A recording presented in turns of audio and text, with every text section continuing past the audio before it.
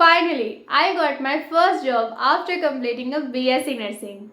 Hey everyone, welcome to the channel. It's me आकृति सिंह और आज के वीडियो में मैं आपके साथ अपनी फर्स्ट जॉब की जर्नी शेयर करने वाली हूँ कि बीएससी नर्सिंग कंप्लीट करने के बाद मुझे कैसे मेरी पहली जॉब मिली। तो वीडियो को एंड तक देखना एंड मोस्ट इम्पॉर्टेंट चैनल को सब्सक्राइब करके बेल आइकन पे ज़रूर क्लिक करो जिससे अपकमिंग वीडियोज़ की सारी नोटिफिकेशन आपको मिलती रहे। माय डियर व्यूअर्स, अगर आपने मेरी प्रीवियस वीडियोस देखी होगी तो आपको थोड़ा बहुत आइडिया होगा कि जो मेरी बीएससी नर्सिंग की जर्नी थी वो full of obstacle, means it was like a full of obstacles. हर एक स्टेप पे डिफरेंट टाइप्स के ऑब्स्टेकल और स्ट्रगल्स आते थे, चाहे वो क्लिनिकल ड्यूटी की बात हो, चाहे क्लिनिकल असाइनमेंट की बात हो, चाहे रिसर्च थीसिस सबमिट करने का प्रोसेस हो। हर एक प्रोसेस में बहुत प्रॉब्लम आई।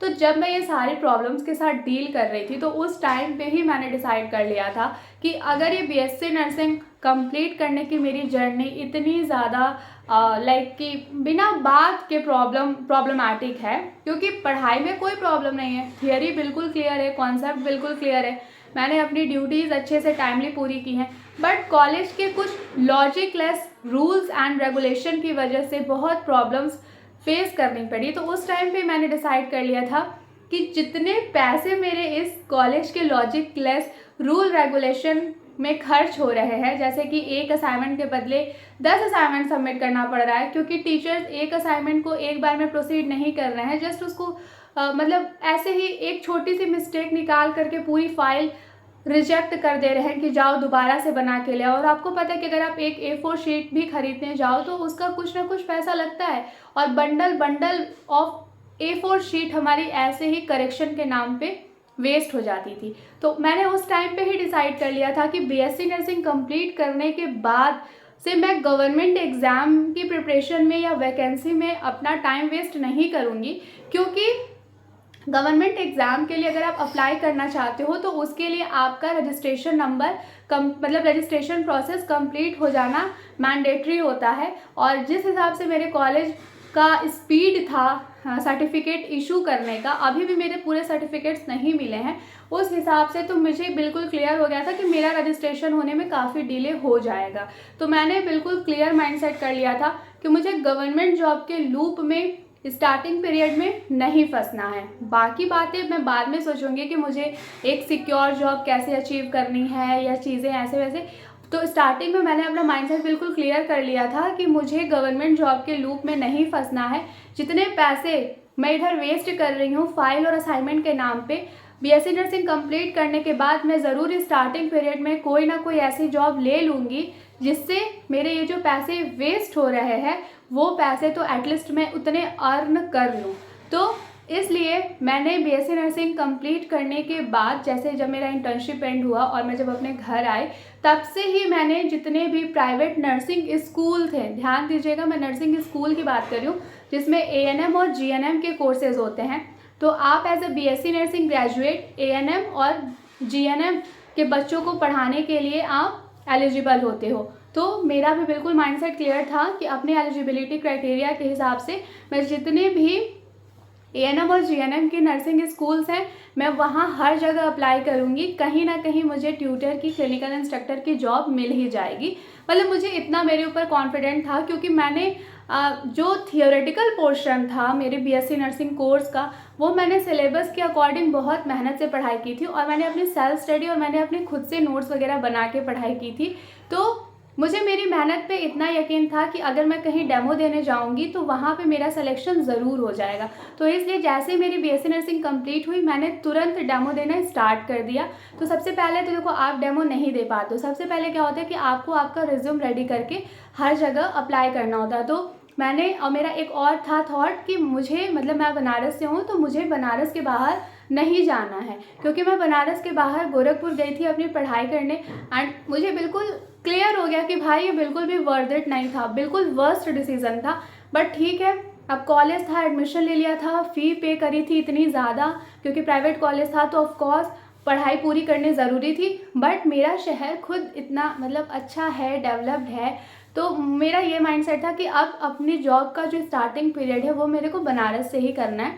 तो बनारस के जितने भी नर्सिंग स्कूल्स थे मैंने हर जगह की एक प्रॉपर लिस्ट बना ली और हर जगह मैं कॉल करती थी, पूछती थी कि सर मेरा ऐसे ऐसे मतलब कोर्स कंप्लीट हो गया है और वैकेंसी है क्या नर्सिंग ट्यूटर के लिए। तो कहीं होता था कि ठीक है आप रजिस्ट्रेशन करा लीजिए, उसके बाद बात करिएगा। मतलब हर जगह से तरह तरह के रिस्पांस मिलते थे।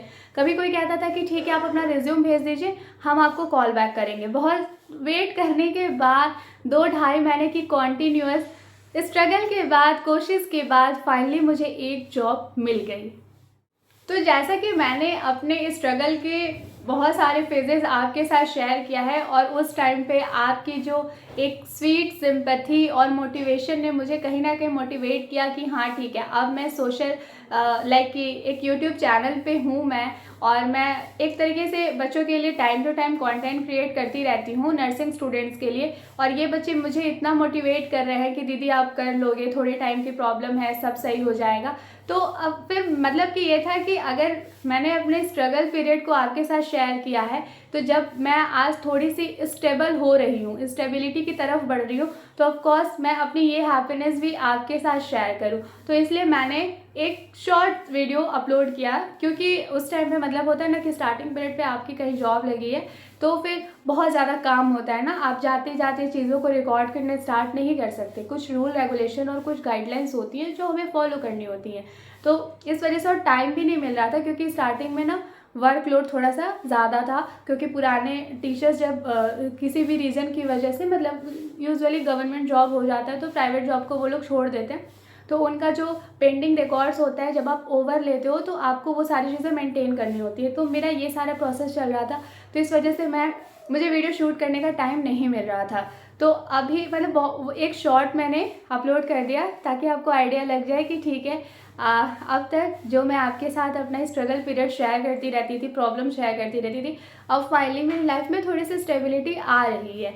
और उसका रीज़न ये है कि आप सबका प्यार, सपोर्ट और आपकी सिंपैथी मुझे बहुत ज़्यादा मोटिवेट करती है। तो थैंक यू सो मच, आप सभी को थैंक यू सो मच, मतलब thank you from the bottom of my heart. आप लोग मेरे लिए, मतलब मैं हर एक व्यूअर को बाई फेस नहीं जानती, बट हाँ बाय हार्ट में सबको जानती हूँ। आप सब लोग के लिए दिल से thank you, and I really wish कि जिस तरीके से आपने मुझे सपोर्ट किया कि मैं अपनी लाइफ में कुछ अच्छा कर पाऊँ, उसी तरीके से मैं हमेशा कोशिश करती रहूँगी कि मैं आपके लिए अच्छे अच्छे study related strategies, notes, classes time to time share करती रहूँ, जिससे आपको भी आपके बीएससी नर्सिंग कोर्स में प्रॉपर गाइडेंस मिलती रहे।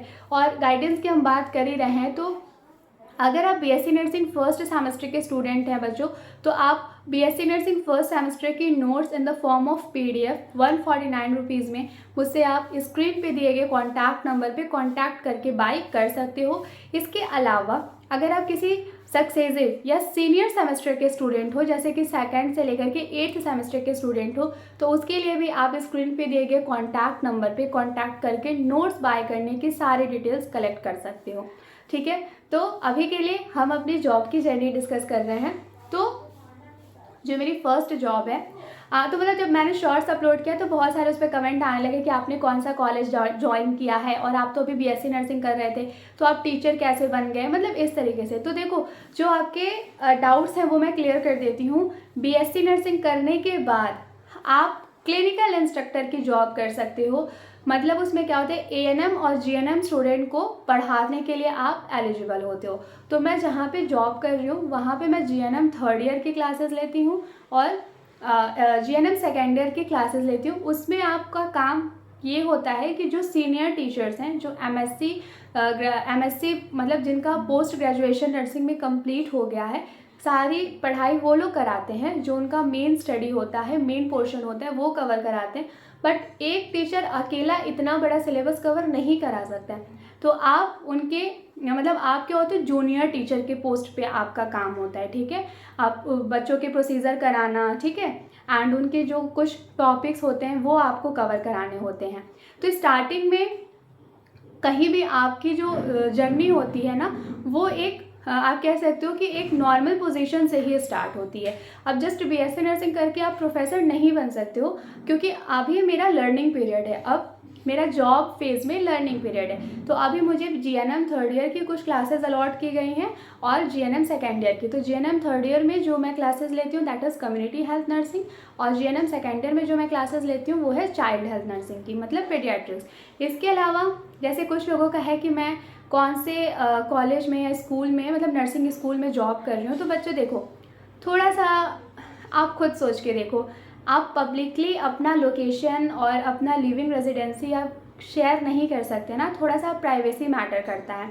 तो बस इतना समझ लो कि मैं जहाँ भी हूँ खुश हूँ, आपकी दुआ से, आपकी विशेस से। और ऐसे मैं ओपनली डिक्लेयर नहीं कर सकती कि मैं किस कॉलेज में हूँ या किस ऑर्गेनाइजेशन में वर्क कर रही हूँ, ठीक है, क्योंकि थोड़ा सा प्राइवेसी का मैटर है। और दूसरी चीज़, बहुत सारे स्टूडेंट्स का ये क्वेश्चन आता है कि मैंने कौन से कॉलेज से अपनी बीएससी नर्सिंग कंप्लीट की है। सो डियर स्टूडेंट, मैं पहले ही बता चुकी हूँ कि सही टाइम आने पे मैं अपने कॉलेज का नाम और अपने 4 साल की पूरी बीएससी नर्सिंग की जर्नी आपके साथ ज़रूर शेयर करूँगी। तो थोड़ा सा पेशेंस रखिए प्लीज़। और इसके अलावा अब जैसे कि मेरी जॉब लग गई है, तो आपके मन में डाउट आ रहा होगा कि मेरा जो जॉब आर है, मतलब वर्किंग आर है, वो क्या होता है। तो यूजुअली जो कॉलेज, नर्सिंग कॉलेजेस की टाइम होती है वो होती है सुबह के 8 या 9 बजे से लेकर के शाम के 4 या 5 बजे तक। तो अभी मेरी जो टाइमिंग है वो है, जो मेरा वर्किंग आवर है वो 9 AM से लेकर के 4 PM तक होता है। बट थोड़ा डिस्टेंस मेरे घर से ज़्यादा है, तो इसलिए मुझे अप्रोक्स 8 बजे निकलना होता है और घर आते आते 5:30-6 बज जाते हैं। तो ठीक है, थोड़ा सा वर्कलोड है, थोड़ा सा पूरा दिन निकल जा रहा है, बट आई एम हैप्पी कि जो भी है स्टार्टिंग पीरियड एटलीस्ट मेरे मनपसंद से है, तो ठीक है, आई एम हैप्पी। मुझे बच्चों को एजुकेट करना, टीच करना अच्छा लगता है। ये आप मेरी यूट्यूब वीडियोस देख करके ऑलरेडी समझ चुके हो कि मुझे जब भी टाइम मिलता है मैं आपके लिए कोई ना कोई लेक्चर अपलोड करती हूँ, ठीक है। तो ठीक है, सब कुछ अच्छा है, अभी फ़िलहाल तो अच्छा है। और आई विश कि भगवान की कृपा बनी रहे और ऐसे ही सब कुछ आगे अच्छा चलता रहे।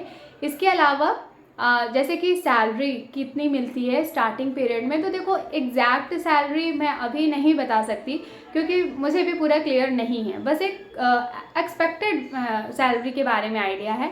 तो फिर भी इतना आप मान के चलो, अगर आप प्राइवेट सेक्टर में कोई एक अच्छा nursing school BSc nursing complete करने के बाद ज्वाइन करते हो, आपका रजिस्ट्रेशन प्रोसेस कंप्लीट हो चुका होता है, तो आपकी सैलरी जब भी रहेगी, अगर आप एक अच्छे नर्सिंग स्कूल की बात कर रही हो, ठीक है, तो अप्रॉक्स 15,000 के ऊपर ही रहेगी। थोड़ा बहुत ये लाइक आप मान के चलो 13,000 से लेकर के 18,000 के बीच में अभी के लिए इतना आप एक्सपेक्ट कर सकते हो कि मतलब या आइडिया लगा सकते हो कि मैं जितना एक्सपेक्ट कर रही हूँ मेरी सैलरी 15 मतलब 15,000 से थोड़ी सी ज़्यादा होगी अप्रॉक्स, कुछ इसी टाइप से।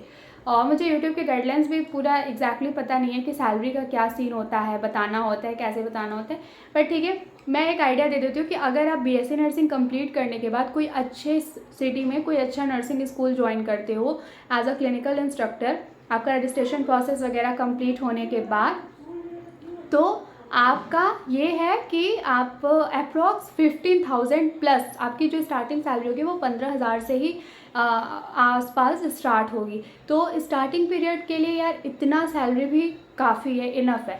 अब कुछ बच्चे बोलते हैं, अभी बोलेंगे या कुछ कमेंट्स मुझे ऐसे देखने को मिलेंगे कि अगर इतनी ही पढ़ने में तेज़ हो तो नॉर्थ साइड क्यों नहीं निकाल लिया, ऐसे वैसे। तो देखो, मैं मेरा सक्सेस का डेफिनेशन खुद सेट करती हूँ। मेरे अकॉर्डिंग मेरी सक्सेस का डेफिनेशन ये है, मैं वो जॉब करूँ जिसमें मुझे मेंटल पीस मिले और वो काम मेरे मनपसंद का हो। तो इसलिए मैं पहले क्लियर कर चुकी हूँ कि मुझे जो नर्सिंग की क्लिनिकल ड्यूटीज़ होती हैं, जिसमें जो shift wise night shift, day shift, evening shift करना होता है, वो मुझे पर्सनली नहीं पसंद है। मैं अपनी बात कर रही हूँ। जब मतलब बाकी लोग जो कर रहे हैं मैं उनकी बहुत रिस्पेक्ट करती हूँ, बट जब मुझे करने के लिए कहा जाए तो मैं नहीं कर सकती, क्योंकि मेरा जो इंटर्नशिप का पीरियड था, जो मेरा स्टूडेंट पीरियड था, वो बहुत ही ज़्यादा स्ट्रेसफुल था। वो जो जर्नी का आप कह सकते हो ना कि उस फेज़ का जो मेरा एक्सपीरियंस इतना डिप्रेसिव था ना कि नर्सिंग क्लिनिकल ड्यूटी को लेकर के जो मेरा मोटिवेशन है वो बिल्कुल ख़त्म हो चुका है। तो अब दोबारा से उस ट्रॉमेटिक फेज़ से रिकवर होने में शायद मुझे थोड़ा सा टाइम लगेगा। तो ठीक है, अभी के लिए मेरा बिल्कुल क्लियर है कि मुझे प्राइवेट जॉब से स्टार्ट करना था, और अगर ये जॉब में जो मेरा वर्क प्रोफाइल है वो मेरी मनपसंद का है तो ठीक है, मुझे कोई इशू नहीं है। मुझे नॉर्थ साइड का या 80,000 सैलरी का अभी इस स्टार्टिंग पीरियड में कोई लालच नहीं है। हाँ, बाद में अगर मुझे लगेगा कि मुझे एक और स्टेबल जॉब की ज़रूरत है, मुझे क्लिनिकल्स ज्वाइन कर लेना चाहिए, तो मैं अगर गवर्नमेंट जॉब की प्रिपरेशन करूँगी तो मैं आपको ज़रूर बताऊँगी। अभी के लिए मैं आपको इतना कह दूँ कि आप भी अगर मेरे जैसे नर्सिंग स्टूडेंट हो जिसको नर्सिंग क्लिनिकल्स नहीं पसंद है और वो नॉर्सेट जैसे या फिर गवर्नमेंट एग्ज़ाम के प्रिपरेशन लूप में नहीं फंसना चाहते हो बेटा, तो प्राइवेट सेक्टर में भी बहुत सारी अपॉर्चुनिटीज़ हैं जिसमें आप अच्छी अर्निंग कर सकते हो और एक अपनी सक्सेसफुल आप कह सकते हो कि अपना सक्सेसफुल करियर बिल्ड कर सकते हो। तो बीएससी नर्सिंग करने के बाद प्राइवेट जॉब प्राइवेट सेक्टर में क्या अपॉर्चुनिटीज़ है और गवर्नमेंट सेक्टर्स में क्या अपॉर्चुनिटीज़ है, अपकमिंग वीडियोज़ में मैं ये भी आपके साथ शेयर करूँगी। तो अभी के लिए बस इतना ही। मन लगा के पढ़ाई करते रहो और अपने ऊपर जो अपना कॉन्फिडेंस लेवल है ना वो बनाए रखो, क्योंकि आपके सक्सेस का डेफिनेशन कोई और नहीं सेट करेगा, आपके सक्सेस का डेफिनेशन आप सेट करोगे। तो आपके लिए आपकी सक्सेस जो भी है आप जस्ट उसको अचीव करने का कोशिश करो। दुनिया क्या कर रही है, क्या बोल रही है, इस चीज़ से मतलब मत रखो। So this is all about today's video. अपना ध्यान रखो, मन लगा के पढ़ाई करते रहो एंड मोस्ट इंपॉर्टेंट चैनल को सब्सक्राइब करके ज़रूर बेल आइकन पे क्लिक करो। हम जल्दी मिलेंगे नेक्स्ट वीडियो में।